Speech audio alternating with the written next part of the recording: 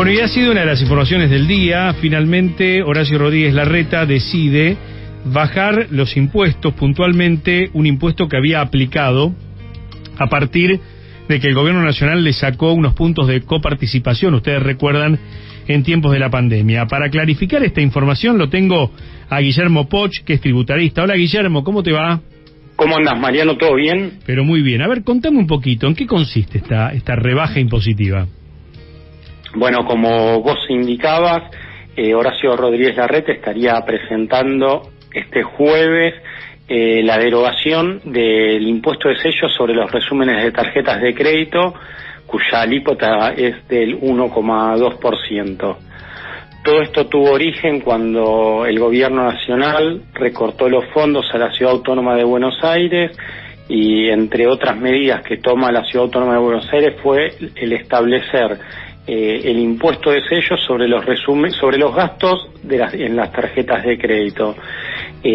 A partir del fallo de la Corte Suprema que le dice restitúyesele los fondos, de aquí en más, de alguna manera el compromiso que había tomado el gobierno de la Ciudad Autónoma de Buenos Aires era que si se devolvían los fondos se dejaba de aplicar el gravamen.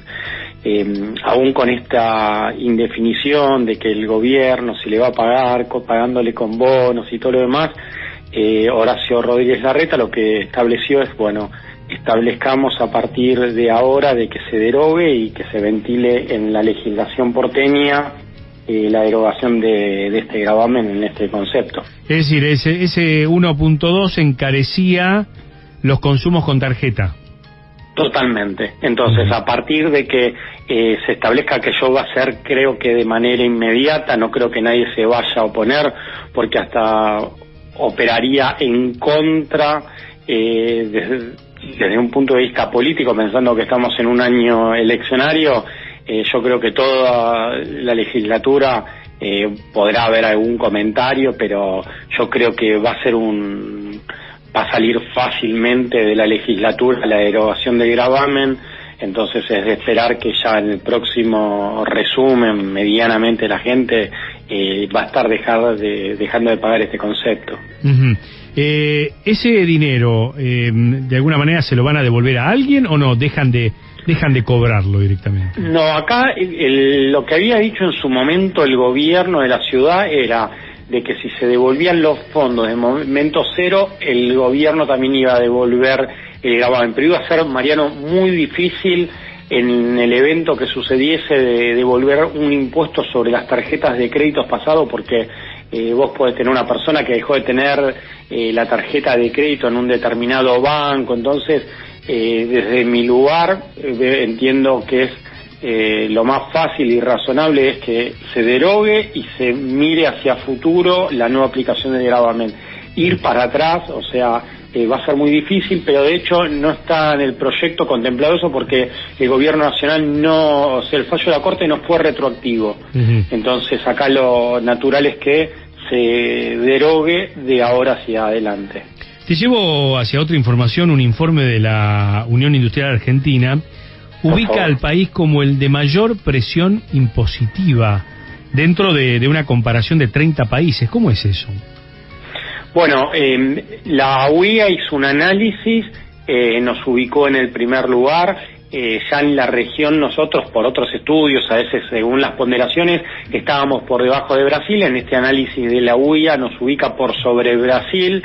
La presión tributaria sabemos que en Argentina es muy alta, viene creciendo, viene en una tendencia en alta, algo que no juega a favor, porque vos fijate que cuando hablas de impuestos es quitar rentabilidad. Entonces, cuando vos estás hablando a las empresas de quitarle rentabilidad, las inversiones se mueven donde pueden tener mayor rentabilidad, mayor seguridad jurídica. Hay otro índice que también se analiza, que es el índice de corrupción. Entonces, si en uno de estos, como ser los impuestos, estamos altos, opera totalmente en contra, Mariano. Uh-huh. ¿Y cuáles son esos impuestos, digo, que hacen diferenciadora a la Argentina? Mirá, vos tenés los 4 impuestos más, o sea, los impuestos que más se recaudan es, primero, el impuesto al valor agregado, luego ganancias, después los derechos, los vinculados a aduaneros y después la parte, lo que sería impuestos sobre los débitos y créditos, dejando de lado la parte laboral. Pero en esos 4 vos concentrás casi el 90% de la recaudación, Mariano. Entonces a veces la pregunta, viste, que creo que alguna vez conversamos con vos, decimos en Argentina tenemos 167 impuestos y en 4 recaudamos el 90% de la recaudación nacional. La pregunta es, ¿para qué más, no? No, por supuesto.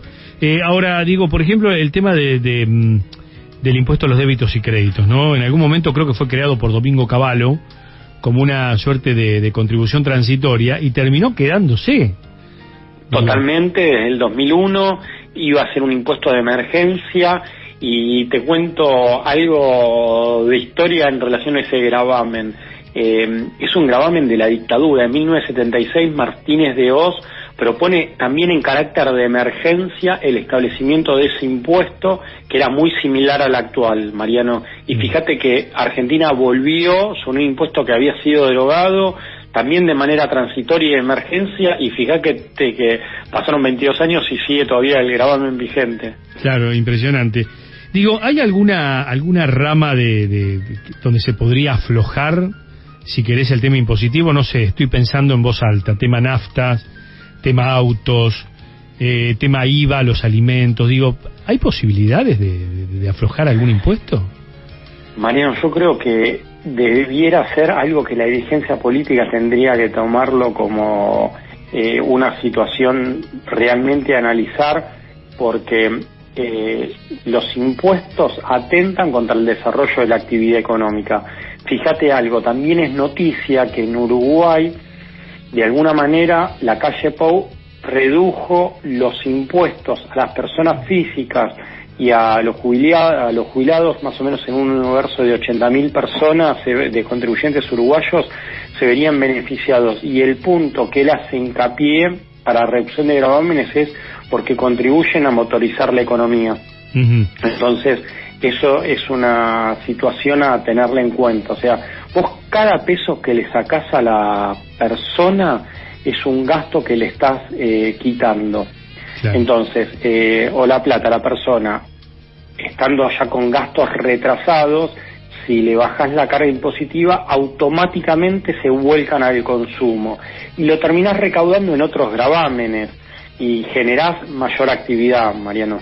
Claro, sí, estoy pensando que es tan grande el compromiso fiscal que tiene el Estado, que no puede prescindir de los impuestos en un punto también.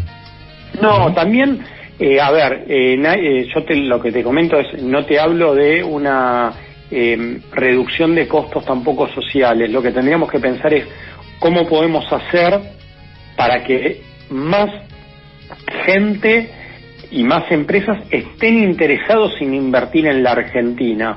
Claro. Mariano, tengamos presente que los impuestos parten siempre de la generación de riqueza.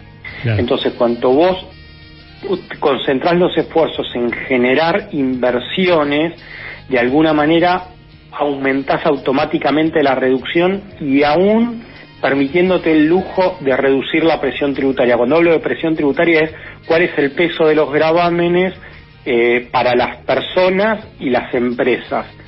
Y cuando hablo de recaudación es cuánto el Estado termina colectando de la sociedad y de las empresas. Entonces, si vos aumentás la generación de riqueza, en los distintos gravámenes, impuestos a los consumos, a la renta y a los patrimonios, en definitiva, aumentás la base de imposición. Entonces te puedes dar el lujo de bajar la presión tributaria recaudando más y no necesitarías estar haciendo recorte de gastos. Cuando vos decís, bueno, atento contra las inversiones, es estar atentando contra la gente. Claro. Muy interesante, Guillermo, la verdad que muy interesante, y me parece que también es un desafío para la clase política, ¿no? A futuro, digo, comenzar a aflojar el cinturón de los argentinos, ¿no? Totalmente, y que aflojarle el cinturón es permitirle gastar más plata. Totalmente. Gracias, Guillermo, un gran abrazo. Gran abrazo, Mariano, y a disposición. Guillermo Poch, tributarista, ayudándonos a entender esta Argentina de los impuestos.